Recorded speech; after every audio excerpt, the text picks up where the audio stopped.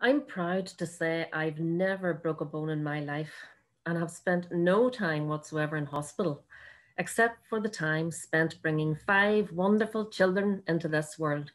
And this is how I gained my battle scars. There are no other scars that can be worn with quite as much pride as the C-section scar. Yes, indeed. My last two were airlifted to safety through the hatch rather than taking the perilous journey down the birth canal that the other three took. I have to say, I always find it hilarious.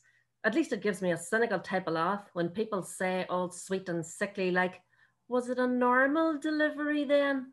As if such a thing exists. Just because something happens often doesn't make it normal. And believe me, there's nothing that feels normal about that carry on. I have a few examples just in case you're in any doubt.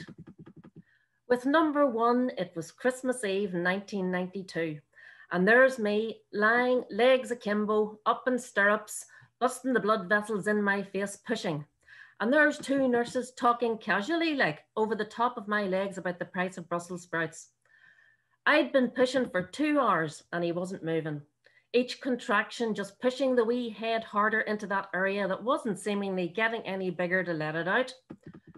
In walks a wee small man in a spotty bow tie, and he was carrying what looked like a pair of pliers, only about 5 times the size. I'm going to spare you most of the details, because I think you can guess. Suffice to say, I was in Dungannon, but I could probably be heard in Cookstown. I actually thought I had died and gone to hell, and the devil was torturing me for my sins. Couldn't believe it when I opened my eyes and I was still alive. Apparently, the nosy wee runt was face up and had to be turned and pulled out for his own good. Number two was a slow labour, i.e., 2 days and no sign. They were talking about moving things on a bit, subtext for legal torture with a drip up.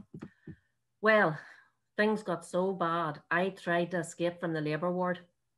So crazed was I that I thought I could run away from what was inside me. God love me. When the pushing bit came, I literally couldn't open my eyes, and there was this unhelpful midwife shouting at me, Fiona, you're going to have this baby, as if I had any choice. I spat out with vitriol, have you got any then? Because I figured I knew the answer. When I got the expected response, I politely asked her to be removed from the labour ward and replaced with a more sympathetic midwife. This baby was a big one, and she didn't come out in 1 or 2 pushes. Oh no, she stopped for a rest just around about her ears. This helped me no end, and once more I thought I would die. When she made an appearance, I really didn't care if I'd had a litter of puppies. Don't think I spoke for 3 days after that one. And I'm quite sure the patching up that needed done down there, that there's scars, but I've never looked. I'm going to skip the middle child, and weren't we always skipped? Let's face it, to get on to those for whom that I bear the scars that I can see. With number four, 29 weeks in, I went for a routine checkup and was told I wouldn't be going home. I had what was known as placenta previa, which is more or less what it says on the tin, if you know your Latin like. I was stuck in Antrim Area Hospital for 8 weeks with no hope of reprieve, except for a Sunday visit to Junction 1 every week, where I ripped the arse clean out of it in terms of getting all that I wanted from whoever had come to visit me on that particular Sunday. The wait for this one was hard going, and they told me he wasn't coming out the normal route, as it would be too dangerous. I'd been told not to wander too far from the bed, but sure I did laps of the hospital, trying to speed things up a bit. When the fateful day came, I was put to sleep, and when I woke up, there he was, the angel Gabriel, all 5 pound 14 ounces of him, and I just had my first scar. It wasn't that it was pretty or anything, but I couldn't stop looking at it. It did amaze me that he had been safely delivered into this world from such a small window. I have to say, I wore it with pride. I figured that it was the only scar of its kind that I would ever have. That was until, at the ripe old age of 41, the little surprise made his way into being, and it became clear that he would probably be making his way into the world by the same route. I was somewhat apprehensive about this, as I wasn't to be afforded the luxury of being put to sleep for the situation. Oh no, this was to be a waking affair, and I didn't like the idea of them going in on the same spot to hook him out. But apparently, this was to be for my benefit. Anyhow, as I was wheeled down to the operating theatre, the surgeon says to me, "It says here in your chart that you want something a bit more permanent sorted while I'm in there. Are you sure?" I think I lolled at that.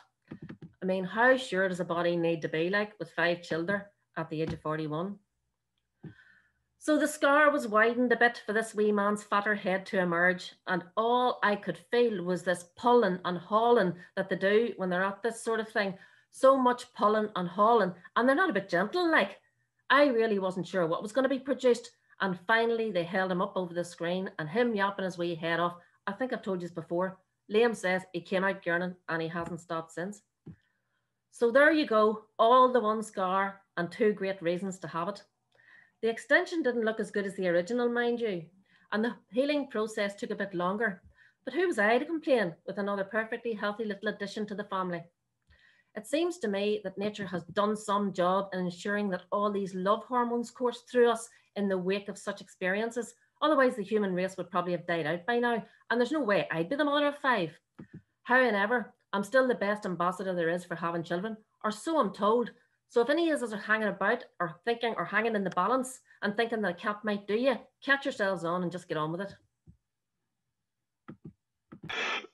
Oh, thanks very much, Fiona. What a magnificent journey through 5 births. Dear God, amazing.